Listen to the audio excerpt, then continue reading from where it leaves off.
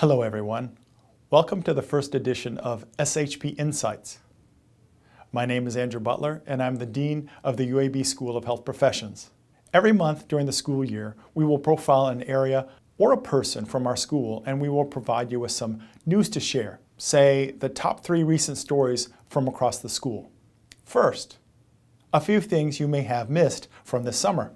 Our Healthcare Quality and Safety Program is one of only 4 programs nationally to earn the first approved certification from the Commission on Accreditation of Healthcare Management Education. Congratulations to everyone who worked so hard on this new accreditation. Another first, our Neurologic Physical Therapy Residency Program delivered their first graduate certificate to Sean Skelton. This program is a partnership with UAB Medicine and prepares graduates to be advanced practitioners in neurologic physical therapy. Finally, congratulations to Crystal Glasgow, teacher and clinical coordinator for our Nuclear Medicine Technology program. She was elected Secretary of the Society of Nuclear Medicine and Molecular Imaging Technologists Section's Executive Board. Now it's time to get into our Responsibility-Centered Management Budget Model, better known as RCM. Earlier, I caught up with Melanie Talbot, Assistant Dean for Administrative and Fiscal Affairs, to talk about this system and how it impacts you and your environment. Melanie, thanks so much for joining me today.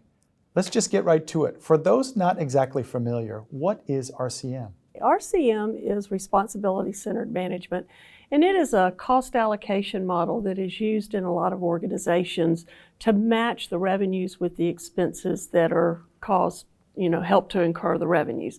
So within UAB, we will now have tuition, indirect cost recovery, and state appropriation that is allocated directly to a school. And in our case, we are allocating down to the actual department. It seems to me that the biggest difference in the new model is in state allocations. How is that calculated now? Under RCM, they have come to a calculation of state allocation, where 30% is based on your market share of weighted credit hours. Another 30% is based on your market share of research expenditures. 20% is based on your student headcount, and 20% is based on your employee headcount.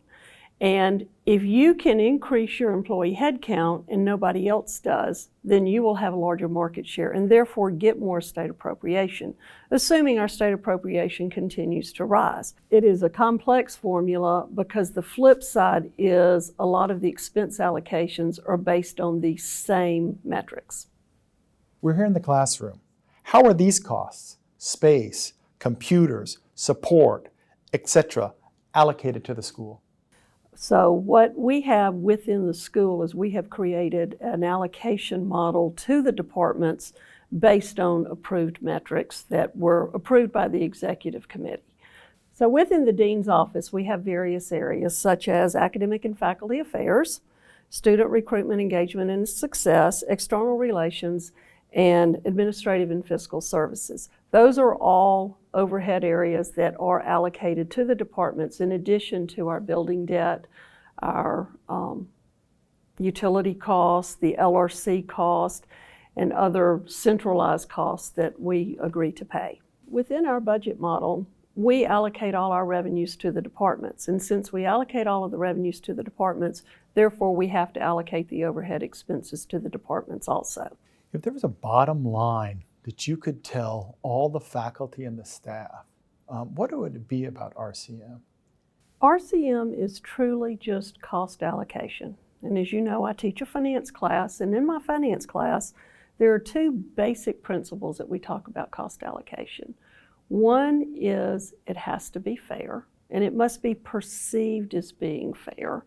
And 2 is that it must help work towards organizational cost reduction. And now that we've had some time for RCM to come into play, it may be time for us to look at that. Because if there's someone who doesn't think that they are fair, we would love to hear from them and have a conversation about what a fair metric might be, or a more fair metric. I don't think there's ever going to be a metric that's perfect. Some people will talk about a glide path for RCM. When is it going to be fully implemented? Next year, which will be 2021 when we do the budget, it will be 70% on the old model and 30% on the new RCM model. At that point, they will do an analysis and determine whether we're going full RCM in FY 2022 or if we change course. Melanie, thank you so much for joining me today. It was a pleasure to be here.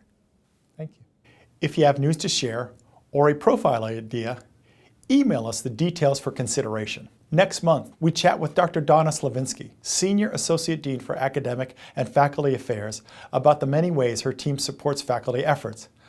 I hope you will join me then, and I thank you for joining me today. Take care.